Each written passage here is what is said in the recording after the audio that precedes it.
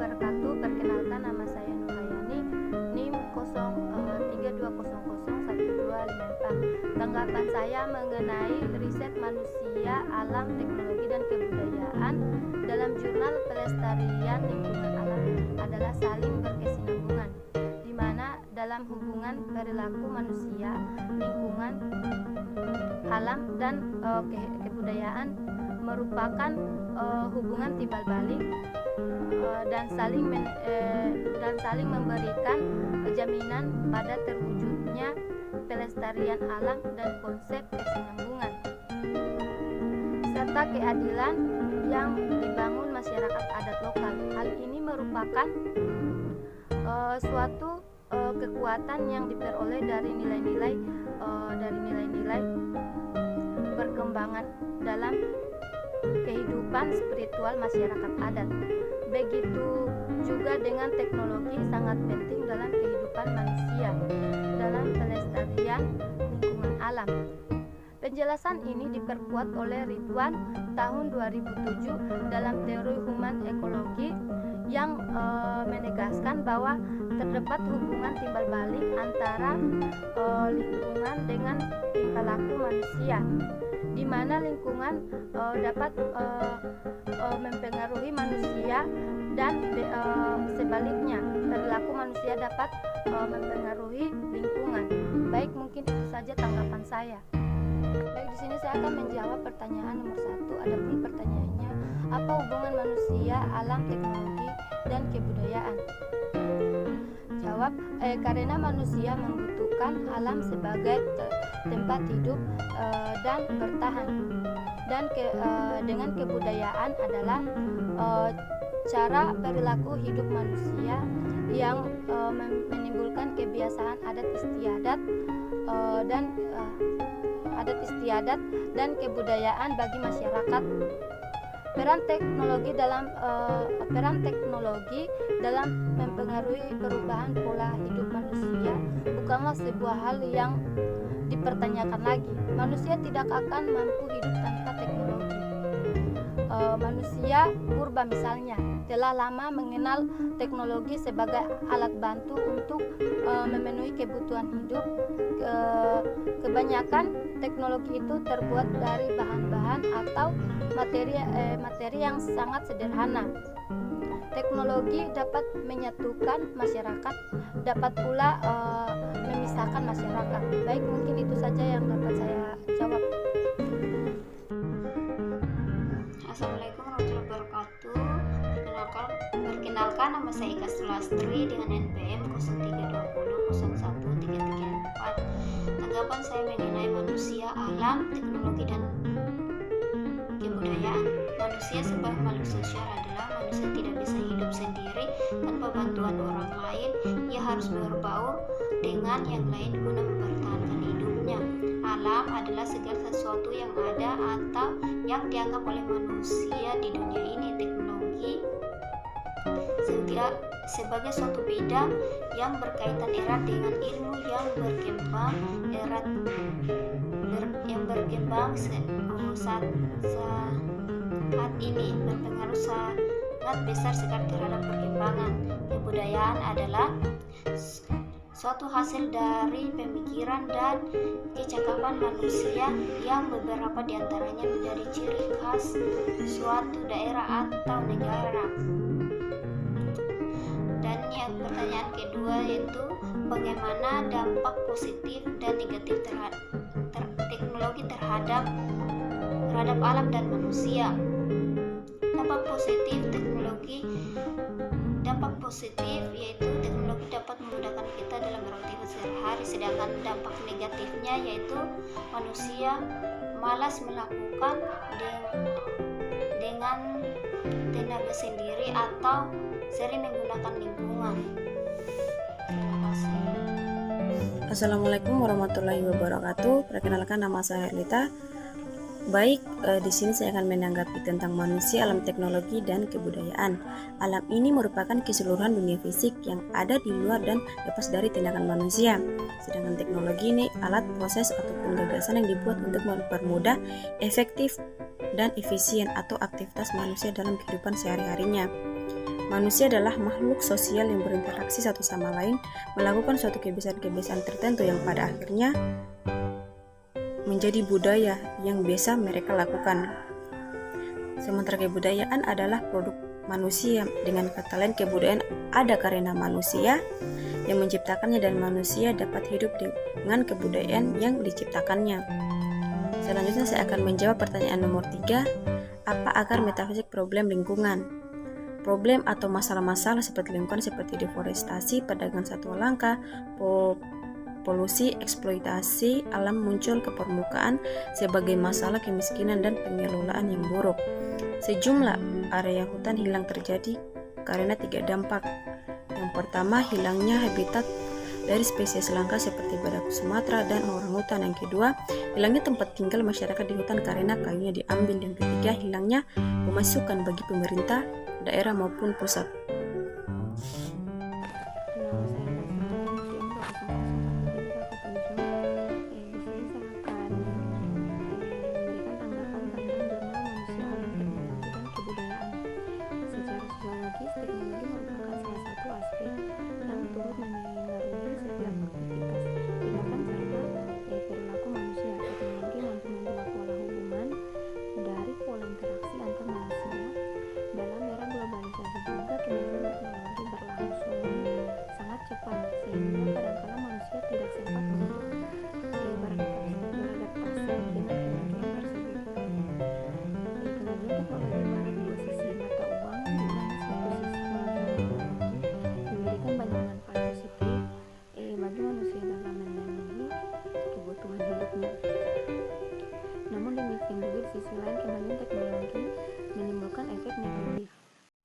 Assalamualaikum warahmatullahi wabarakatuh. Nama saya Lesharen yang 2001317. Nah, di sini saya akan menanggapi mengapa manusia dituntut bertanggung jawab terhadap lingkungan. Karena lingkungan sebagai entitas kehidupan selalu memberikan hasilnya untuk menyambung umur manusia. Sandang pangan telah disediakan dan kini diamanahkan kepada manusia. Dan manusia yang tidak mampu menjaga alam berarti dirinya telah mengingkari amanah yang telah diberikan Allah Subhanahu wa Ta'ala. Alam dan lingkungan adalah aset yang keberadaannya harus terus-menerus dijaga, dan konsekuensinya manusia dituntut untuk bersyukur dan melestarikan alam untuk kepentingan seluruh makhluk. Dan ketika aset yang dititipkan Allah tidak dijaga, maka kenikmatan tersebut akan berbalik menjadi bencana yang menyeramkan seperti tanah longsor, banjir, dan berbagai bencana alam lainnya. Nah, mungkin itu saja yang bisa saya tanggapi. Sakhiri dengan billahi taufiq wal hidayah. Wassalamualaikum warahmatullahi wabarakatuh. Assalamualaikum warahmatullahi wabarakatuh. Perkenalkan, nama saya Wodalina, NIM 03212123, kelas H, Prodi PGSD. Tanggapan saya tentang hasil riset manusia, alam, teknologi, dan budaya. Seiring berjalannya waktu, teknologi semakin berkembang pesat sejalan dengan berkembangnya kemajuan dunia di era globalisasi. Teknologi tidak bisa dipisahkan dengan kehidupan manusia, karena telah banyak penemuan teknologi yang berguna untuk memenuhi kebutuhan sehari-hari.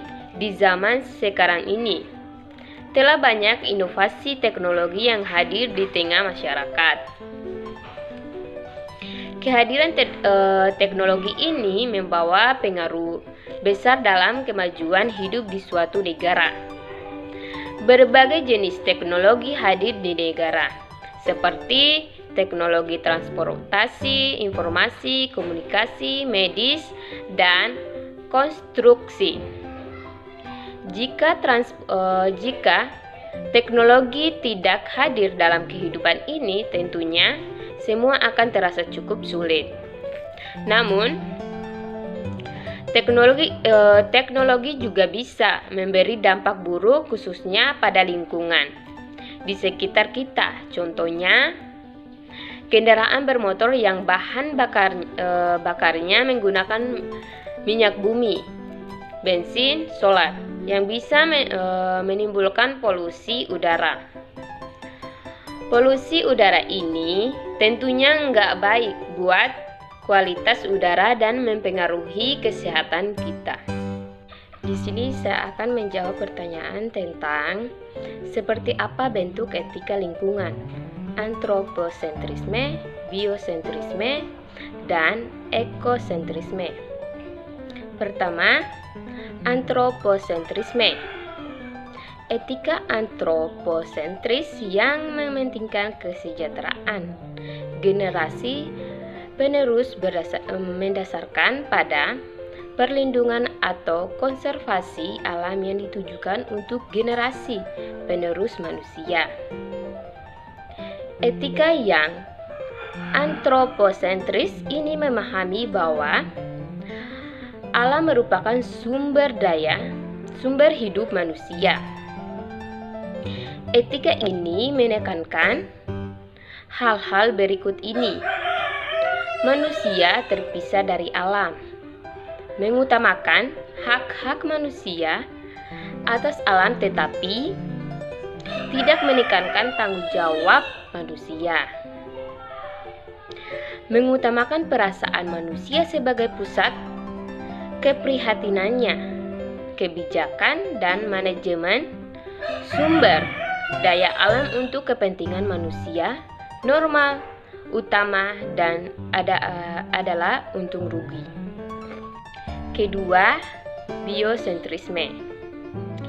Etika lingkungan biosentrisme adalah etika lingkungan yang lebih menekankan kehidupan sebagai standar moral. Salah satu tokoh penganutnya adalah Kenneth Goodpaster. Menurut Kenneth, rasa senang atau menderita bukanlah tujuan pada dirinya sendiri. Bukan senang atau menderita, akhirnya melainkan kemampuan untuk hidup atau kepentingan untuk hidup. Kepentingan untuk hidup yang harus dijadikan standar moral. Sehingga bukan hanya manusia dan binatang saja yang harus dihargai secara moral, tetapi juga tumbuhan. Menurut Paul Taylor, karenanya tumbuhan dan binatang secara moral dapat dirugikan dan atau diuntungkan dalam proses perjuangan untuk hidup mereka sendiri, seperti pertumbuhan dan reproduksi. Biosentrisme menekankan kewajiban terhadap alam bersumber dari pertimbangan bahwa kehidupan adalah sesuatu yang bernilai, baik kehidupan manusia maupun spesies lain di muka bumi ini. Ketiga, ekosentrisme. Ekosentrisme berkaitan dengan etika lingkungan yang lebih luas. Berbeda dengan biosentrisme yang hanya memusatkan pada etika pada biosentrisme.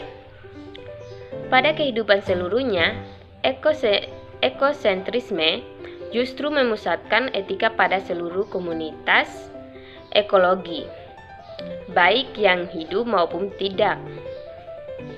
Karena secara ekologi, makhluk hidup dan benda-benda abiotis lainnya saling berkaitan satu sama lain. Oleh karenanya, kewajiban dan tanggung jawab moral tidak hanya dibatasi pada makhluk hidup. Kewajiban dan tanggung jawab moral yang sama juga berlaku terhadap semua realitas ekologi.